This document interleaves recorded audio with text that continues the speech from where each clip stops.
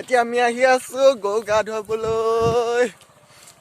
এয়া আমাৰ গৰু সেইটো ভাইটি গৰু গা ধুৱাব বাবে মাহ হালধি পেষ্ট খুন্দি কৰি ৰেডি হ'ল আৰু এইফালে আছে ৰেডি আলচাল মানে পকাই চকাই ৰেডি কৰি লৈছে বিহুৰ কাৰণে। মাহ হালধি পিচি আছে।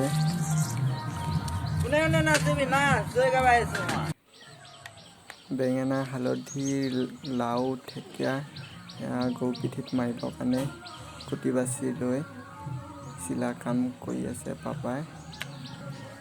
এইজনী আমাৰ গৰুজনী ডাঙৰ গৰুজনী, এইটো আমাৰ দমৰা গৰুটো, এইজনী আমাৰ চিঙৰি গৰু, ইয়াক ভাবুলি বুলি কয় মৰমতে। এইজনী আমাৰ পিতলি গৰু পোৱালিজনী। প্ৰতি বছৰ দৰে এইবছৰ পুখুৰীত গা ধুৱাইছে। এইটো আমাৰ 𝑘𝘼𝙨 পুখুৰী বুলি কয়। প্ৰতি বছৰে এই পুখুৰীটোতে গা ধুৱাই আহি আছে আৰু আগলৈ ধুৱাই গৈ থকা হ'ব। সকলোৱে গৰু গা ধুৱাই আছে। ট্ৰেক্টৰখনে গা ধুৱাইছে বিহু উপলক্ষে। সকলোৱে গৰু গা ধুৱাত ব্যস্ত আমাৰ গাঁৱৰ পুখুৰীটোত।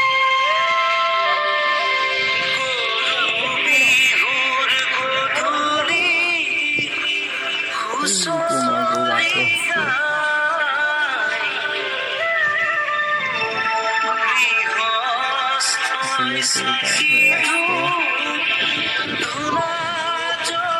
অন্য এখন গাঁও কলঙৰ পাত গৰু গা ধুৱাইছে। ভিডিঅ'টো মই বেলেগ এবাৰ সংগ্ৰহ কৰি লৈছোঁ। প্ৰতি বছৰে ইয়াত কলঙৰ পাত গা ধোৱা হয়। সকলোৱে ধুৱাইছে। ভিডিঅ'টো আজি ইমানতে সামৰিলোঁ। Bye bye.